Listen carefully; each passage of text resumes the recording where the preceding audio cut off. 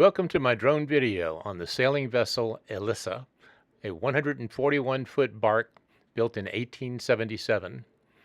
Elissa was built in Aberdeen, Scotland as a merchant vessel in a time when steamships were overtaking sailing ships. She was launched on the 27th of October, 1877. The vessel was named for the niece of Henry Fowler Watt, Elissa's first owner. However, according to his descendants, the ship was named for the Queen of Carthage, Elissa, more commonly known as Dido, who was the tragic lover of Aeneas in the epic poem The Aeneid. The tall ship Elissa is a three-masted barque. She is based in Galveston, Texas, and is one of the oldest operating sailing ships today. She is now a museum ship at the Galveston Historic Seaport. She was designated a National Historic Landmark in 1990. The Texas Legislature designated Elissa the official tall ship of Texas in 2005. She was built by Alexander Hall and Company in Aberdeen, Scotland. Elissa is 141 feet long, 28 feet wide, and drafts 10 feet 6 inches. Her tonnage is 431 gross registered tons and 409 net registered tons. She can carry 19 sails in the plan of a three-masted barque. She has a capacity of 430 tons of cargo. She is owned and operated by the Galveston Historic Foundation. She is based at the Galveston Historic Seaport. Elissa has sailed under Norwegian and Swedish flags. In Norway, she was known as the Fjeld of Tønsberg, and her master was Captain Herman Andersen. In Sweden, her name was Gustav of Gothenburg. In 1918, she was converted into a two-masted brigantine, and an engine was installed. She was sold to Finland in 1930.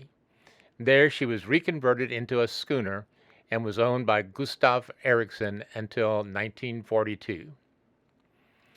In 1959, she was sold to Greece.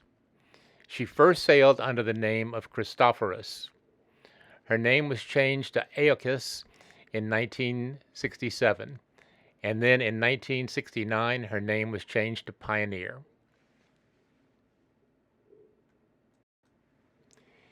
In 1970, she was rescued from destruction in Piraeus, Greece, after being purchased for the San Francisco Maritime Museum.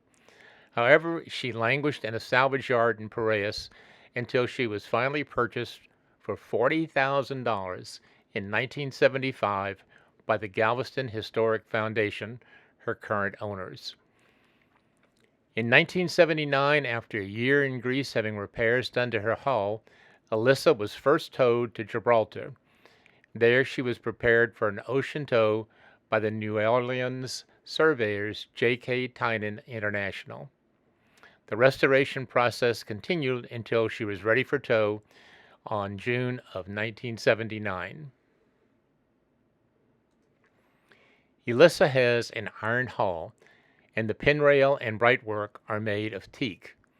Her masts are Douglas fir from Oregon, and her 19 sails were made in Maine.